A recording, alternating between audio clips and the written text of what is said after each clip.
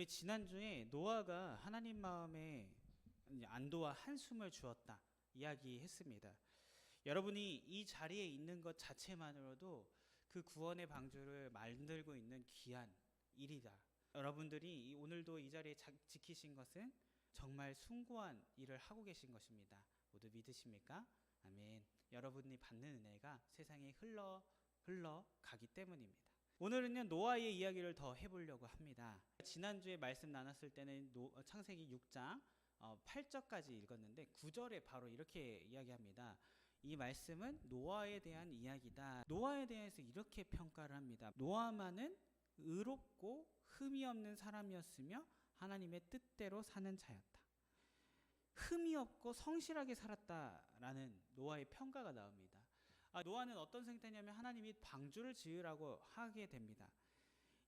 노아도 이런 생각이 들었을 거예요. 밝은 날씨 속에 살기 좋은 세상 속에 하나님이 갑자기 방주를 짓는데 홍수가 내린다고 하십니다. 그 과정이 정말 순탄했을까요?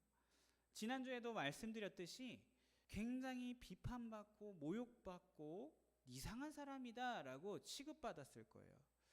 오히려 사람들한테 손가락질을 받았을 거예요. 그런데요 노아의 이야기를 읽다 보면요 6장을 계속 읽다 보면 신기한 일이 벌어집니다. 저라면요 이랬을 거예요. 하나님 왜요? 그거 내가 왜 해야 돼요? 이런 질문. 요즘에 우리 MZ세대가 많이 하는 질문이라고 해요. 뭐 하면은 이거 좀 하세요. 내가 왜요?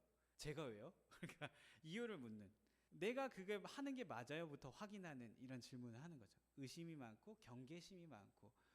노아는 이 왜요라는 질문이 없다라는 것입니다. 말씀에는요 그냥 이렇게만 나와요.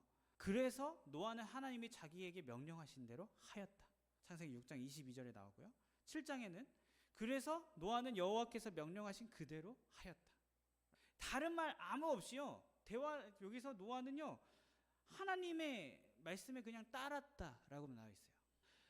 노아는 어떤 생각을 하고 그 방주를 지었을까요? 근데 우리가 상식적으로 한번 생각을 해볼게요. 이것도 그냥 논리적인 이야기가 될 수도 있습니다. 자, 하나님이 세상을 어떻게든지 만드셨어요.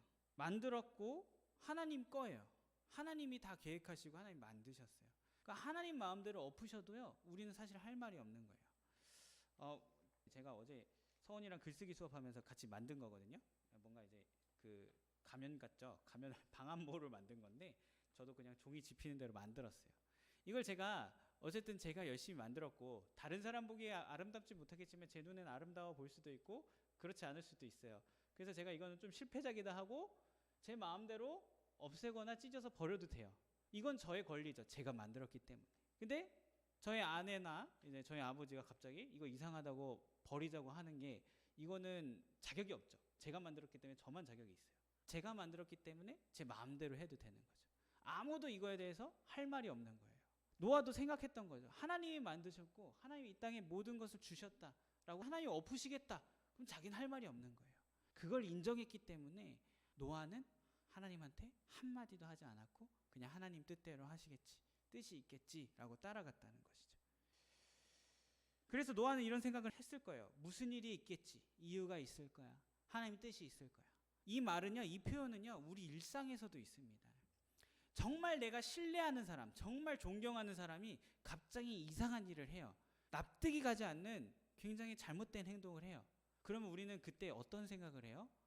바로 그냥 돌아서서 막 욕을 합니까? 아니죠. 신뢰하는 사람에게는 무슨 일이 있겠지, 좀 지켜보자, 아마 어떤 일이 있을 거야, 신뢰를 해준다는 거죠. 근데 신뢰하지 않는 사람에게는 어떻게 해요? 거봐, 너가 그럴 줄 알았다, 너가 그럴 줄 알았어. 믿지 않는 사람에게 이런 단어를 쓴다는 거죠. 노아는 하나님을 신뢰했기 때문에 하나님의 뜻이 있었겠지 라는 믿음을 계속 잃지 않았던 거죠. 하나님 계획이 있을 거야, 생각하시는 게 있을 거야. 우리의 신앙도 하나님께 이렇게 두 가지 고백이 있어야 되는 거죠. 하나님이 모든 것을 주셨다, 그리고 하나님의 뜻이 있겠지. 제게 펼쳐져 있는 상황이 상식적으로 이해되지 않는 것들이 펼쳐져도 하나님 분명히 뜻이 있을 거야 라는 믿음이 우리에겐 필요합니다. 이 노아를 통해서 신앙인은 어떻게 살아야 되는지 보여주는 것이죠. 그래서 우리도요 하나님이 명령하신 대로 따랐다, 왜요가 아니라 따랐다, 그 순종한 마음이 필요합니다. 자, 그리고 노아의 모습을 한번 더 볼게요. 노아가요, 홍수를 같이 배를 타고 나서요, 이제 비가 그치고 150일 만에 땅에서 내려오기 시작합니다. 그때 내려오자마자 노아가 무엇을 했을까요? 하나님께 제사를 드렸다. 예배를 드렸다는 거죠. 근데 한번 상상을 해볼게요. 우리 여름철마다 물난리가 나잖아요.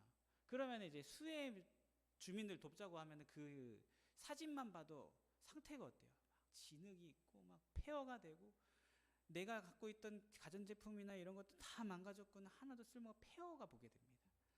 그런 상황이 펼쳐졌을 거예요. 막 나무들 널거져져 있고 이제 축축한 땅에서 어디서 자야 될지 이런 생각을 했을 거예요.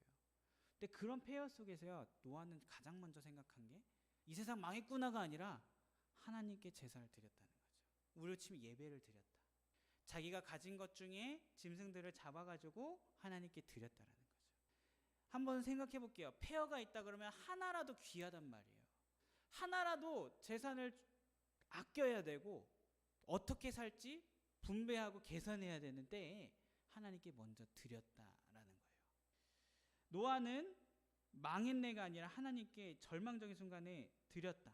이 폐허를 보면서 나는 아무것도 없다라는 것이 아니라 있는 걸 본 거죠.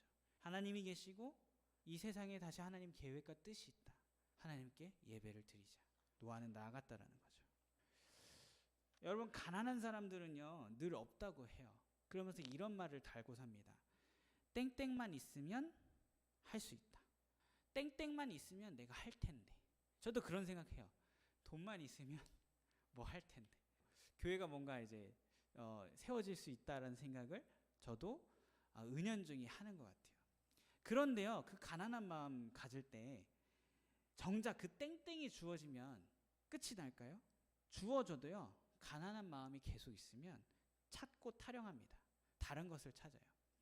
내가 이것만 있으면 할 텐데 했는데 그것을 막상 주어지게 되면 또 다른 탓을 하게 됩니다.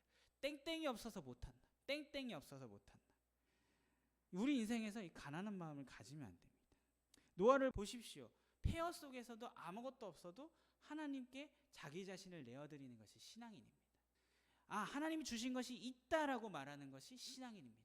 이 어린아이가 사랑을 가득 담는 것처럼 하나님이 우리에 대한 계획과 사랑과 은혜가 넘치다. 있는 것을 보게 된 거죠. 그런 모습을 보면서 하나님은요, 노아를 축복하십니다. 노아에게 축복을 하시는데요, 이상한 점이 있어요. 우리는 축복받는다고 하면 내가 너에게 뭘 주겠다, 뭐 부유함을 주겠다, 아니면 건강을 주겠다, 뭔가 보여지는 현상을 주겠다라는 걸 축복이라고 생각해요. 근데 오늘 말씀에 보게 되면 하나님이 뭐를 주겠다라는 말씀이 아니라 다른 말씀하세요. 번성하여라, 번성하라. 아니, 축복인데 명령하신다는 거죠. 너희는 번성하라. 놀라운 사실이 여기 있습니다. 왜 명령하셨을까요? 이미여 하나님께서는요, 우리가 번성하고 부유하게 하고 여유롭게 하고 풍성하게 하는 능력과 그 할 수 있는 능력을 우리에게 이미 주셨다라는 거죠. 그것을 이제 펼쳐라. 그 길은 같이 열매 맺게 하고 하나님이 하시겠다. 해라. 그러면 열리게 하겠다라는 말씀이 이곳에 있다는 거죠. 하나님 그래서 축복하시면서 명령하십니다. 번성하여라. 이 땅에 가득하고 충만하여라. 없다고 하지 말고 내가 너에게 준 것으로 풍성하게 하여라. 여러분, 하나님께서 우리에게 주신 것이 얼마나 많은지 세어볼 수 없습니다. 근데 우리는 자꾸 잊어요. 없다고 얘기해요. 왜 없다고 할까요? 비교하니까 없다고 해요. 비교할 때마다 우리는 없어요. 나와 다른 것을 비교할 때마다 자꾸 없는 갈증을 느낍니다. 여러분, 우리에게 있습니다. 번영할 능력이 있고요, 배가시킬 능력이 있고요. 진정한 신앙인의 모습은요, 내가 먹을 만큼만 하는 것이 아닙니다. 내가 해야 될 할당량만큼만 하는 삶이 아닙니다. 다른 사람도 먹일 만큼, 다른 사람을 도울 만큼 하는 삶이 우리 신앙인의 삶입니다. 하나님은 그렇게 우리를 축복하셨어요. 우리를 풍성하게 이끌어 주셨어요. 그래서 여러분들요, 번성하십시오. 풍성하십시오. 내가 가진 것을 다른 사람들에게 나눠줄 수 있는 만큼 충분히 갖고 있다는 것을 믿으시길 바랍니다. 하나님 부어주셨습니다. 이 말씀을 드리면 할 수 있을까 부담처럼 들릴까요? 걱정하지 마세요. 우리가 하는 게 아니고 하나님이 하시는 것입니다. 말씀 속에서 예수님은 우리에게 이렇게 말씀하십니다. 구하라 그리하면 너희에게 주실 것이요 찾으라 그리하면 찾아낼 것이요 문을 두드리라 그리하면 너희에게 열릴 것이니 구하는 이마다 받을 것이요 찾는 이는 찾아낼 것이요 두드리는 이에게 열릴 것이니라. 아멘. 하나님을 신뢰하십시오. 하나님이 구하는 자에게 우리에게 주십니다. 오늘 노아에게 주셨던 축복 중에 하나도 있습니다. 곡식, 채소, 육류로 일용할 양식을 너에게 주겠다, 허락하겠다 말씀하십니다. 우리가 할 것은요, 하나님이 우리를 풍성하게 할 수 있는 능력을 주셨다, 축복을 주셨다, 그 믿음 갖고 그냥 걸어가는 거예요. 그럼 열매 맺게 하시는 건 하나님이 하시는 것입니다. 그러니까 하나님의 주권입니다. 하나님의 계획 속에 있고 하나님의 뜻이 있습니다. 우리의 삶에서는 계속 이 하나님 뜻이 있다, 이 신뢰에 가지고 살아가는 것입니다. 그 축복하셨다, 오늘 고백한 찬양처럼 신령한 것으로 너희를 채우겠다, 그 말씀 붙잡고 가는 것입니다. 그러면요, 우리는 그 축복을 누리고 하나님이 채워주시는 것을 경험하게 됩니다. 여러분 안에 하나님 뜻이 있겠지, 그 인정하는 마음이 있으시길 바랍니다. 하나님이 축복을 주셨다는 것을 믿으시길 바랍니다. 없다고 생각했을 때 하늘을 보고 내가 있는 것이 얼마나 많은지 보시길 바랍니다.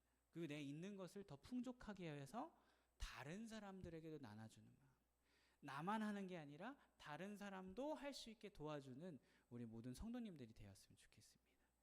여러분들에게 이루실 열매들과 기대가 얼마나 많은지 기억하시길 바랍니다. 하나님께서 우리에게 축복으로 명령하십니다. 번성하여라. 너희는 복이라. 그 복의 통로가 되게 하겠다라는 하나님의 의지가 담긴 말씀을 믿으시길 바랍니다. 그래서 우리 삶 속에서 나로 인하여서 다른 사람도 풍족하게 하는 우리 모든 성도님들이 되시기를 축복합니다. 우리 이 시간 잠깐 기도하겠습니다.